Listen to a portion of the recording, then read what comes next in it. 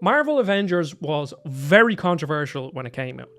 Basically, it's a character action game, but it also had live service elements. And back when I played it, when it came out, I really enjoyed the single player story. It was really high quality, great animations, great casting on the characters. In general, it was just a well delivered Marvel story. And then on top of that, it kind of reminded me of a higher budget 3D Marvel Ultimate Alliance. So I was really looking forward to having a Marvel Ultimate Alliance experience. And Marvel Avengers gave me that. Now, back then, I played the story, and then I did a bit of like the post-games content, but I never got like really big into it where I was grinding out different characters and getting them to max level and doing raids. And back then, I played it casually, and now the game is going to get delisted. You can currently buy it for €5 or $5 on all platforms. And I kind of just wanted to go back and see what it was like. So I went in, I replayed the story.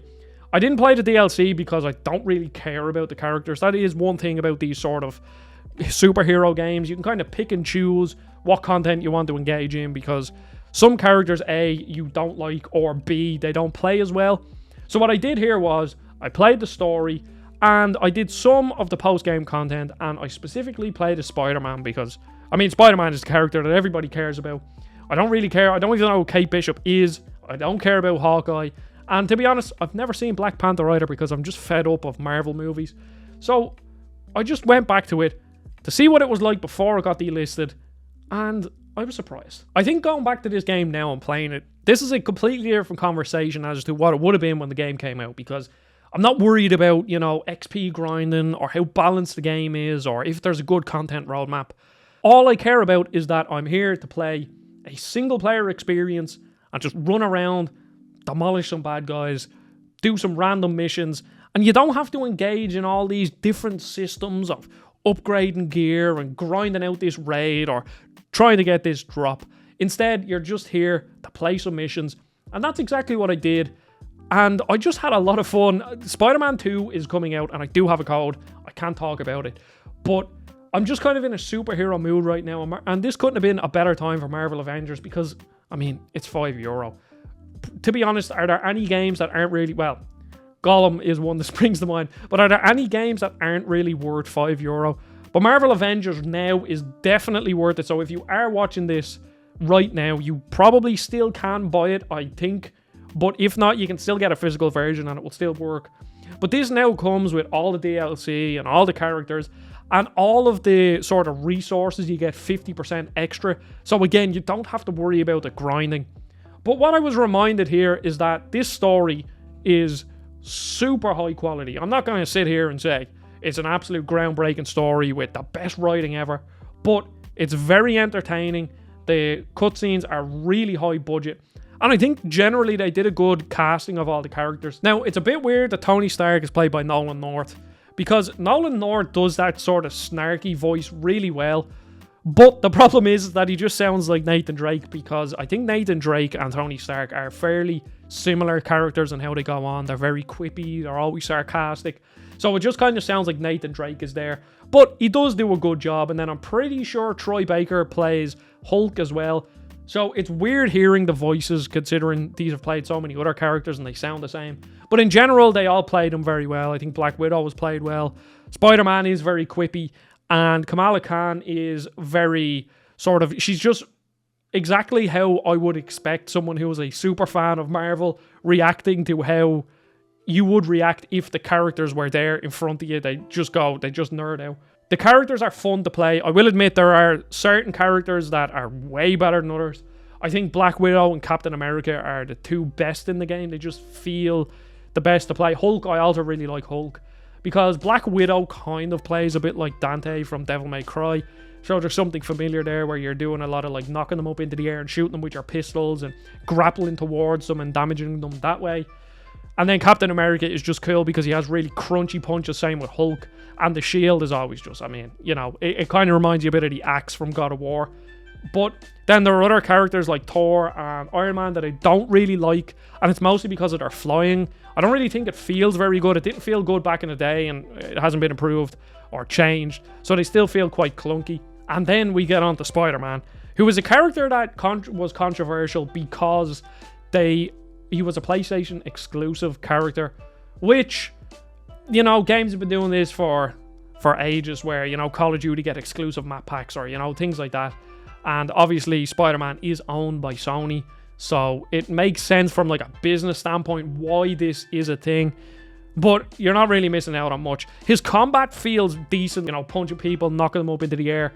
But then once you get into the swinging, you just see just how bad swinging can be done, because after playing Miles Morales and Spider-Man 2018, the swinging there feels absolutely amazing. But here, there is absolutely no momentum to the swinging. You have a lot of the same stuff as Marvel Spider-Man, like the game, where you have the web zip and you can kind of pick up momentum that way, but it just doesn't feel good. I was playing a couple of sort of like the patrol missions. I don't know what they're called in this game, but if you've played Destiny, like the patrol missions where you're exploring the area and doing random objectives. And I deliberately did that as Spider-Man so that I could see what web swinging is. And the web swinging, it just doesn't feel good. And yeah, Spider-Man is okay. He's an okay character, definitely not the strongest one. It's great going back to this game and not having to worry about, oh, what's the roadmap like? Or, is the game balanced? Is there too much grinding? Because you don't have to care about that, because back when I played it, that's how I play these sort of live service games.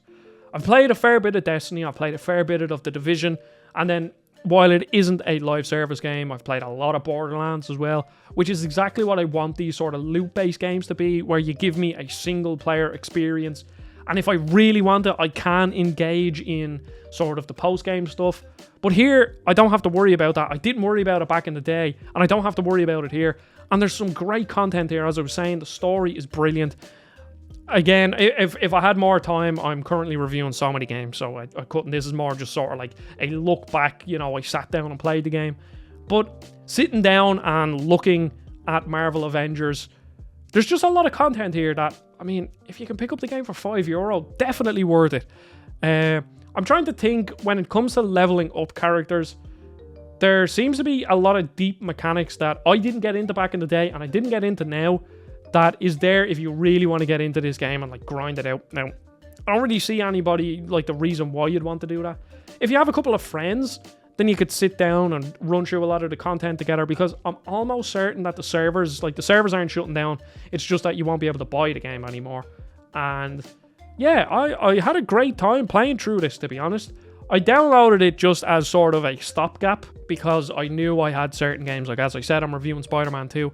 I knew I had certain games coming in that like would take up a lot of my time, and obviously October is going to be a crazy month for games.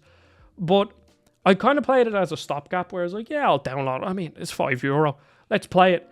And I just found myself getting lost in it, because it's just a really fun loop of fighting enemies with a combat system that I generally really like. It's a competent sort of character action game. It's not like going to absolutely blow your socks off, but like all the characters have unique abilities. They all play differently. And like Hulk absolutely destroys enemies, but his whole thing is that he picks people up. So you go in, you hold square to pick an enemy up, and then you're there like slamming that enemy around and throwing them at people. And like how I played Hulk as to how I played Captain America is completely different. So even if you wanted to re-experience different missions with different characters, you can. And even characters that I wouldn't care about as much, like Kamala Khan, I still found I had a lot of fun with, because again, their moveset is just completely different. You play them just completely differently to how you play another character. And I think they did a really good job. Like, this game didn't meet Square Enix's sale expectations. Now, in saying that, Square do have some pretty lofty expectations. And I'd imagine this game cost an absolute bomb to make, because obviously you need the Marvel license. You have big budget actors like Troy Baker and Nolan North and loads of other actors like that take up a lot of the budget. And then you have to get into sort of developing a live service game, where these games, not only do they cost loads to make, because obviously you're making all the cutscenes, you're making the character animations, but then when you get into the roadmap, you need like a proper team working on them, making proper DLC, getting new animations in, building new characters. It's just an expensive game. And I just read a thing there where they made like 60% of their sales expectations in the first couple of months. It was like 3 million sales. So it was almost there. In another world, I don't think this game ever really could have been like a Destiny level success, because it's hard, sorry for all the creaking, it's hard for a game to live up to the expectations of something that Destiny did, because at least Bungie, at the very least, had some of the best gameplay mechanics. Like, Bungie's shooting is just top notch. Even in Destiny 1, the game felt absolutely amazing to build on. And then they also had Destiny 1 where they could build on from Destiny 1. Like, when Destiny 1 came out, that game was crap. Just wasn't enough content in it. But then coming to the end of Destiny 1, they kind of bolstered it, and then Destiny 1 was in a really good spot. And then obviously when Destiny 2 came out, they kind of messed it up, but then they brought it back. So they have experience doing that, where Crystal Dynamics and Square Enix in general don't, like, they do have games in the live service thing that have been successful. But I think an MMO like Final Fantasy XIV is different to a live service game the way Destiny is, or the way Marvel Avengers is. So I don't really think this game ever really could have been a super success. But as sort of like a single player, if you treat this game as a single player or a co-op experience where you're playing with your friends, then yeah, it is really high quality. The characters feel great to play, bar a few of them. The story in general, while it is short, is really high quality. And yeah, I just had a lot of fun playing this game. I had a lot of fun playing it back in the day. I was definitely a defender of Marvel Avengers. And I'm still a defender to this day, because this game is genuinely very good. I don't understand the hate it got, because yeah, it's very fun. I'm glad I went back and played it. It was an interesting time, because this is when I kind of started YouTube, and this game was like really controversial. There were so many articles about it. And it's nice to see that now you can just buy it as a full package and just play it and enjoy it. Like, you could easily get 10 to 20 hours out of this game as a single player experience and just leave it and have a great time. Marvel Avengers, still really good to this day. I really enjoy it. These are the sorts of games that are made for me. These loot-based sort of live service games. I do love them. Even though I never get like big into them and do all the raids, I just enjoy them as sort of casual experiences. And yeah, I'm glad I went back to this. This month is going to be crazy for reviews, so if you've enjoyed the video, please subscribe and like. I'll have, hopefully, reviews for Assassin's Creed Mirage, Spider-Man 2, Alan Wake 1, Alan Wake 2, probably Sonic and Mario. So it's going to be busy. So I appreciate you watching. See you all on the next video.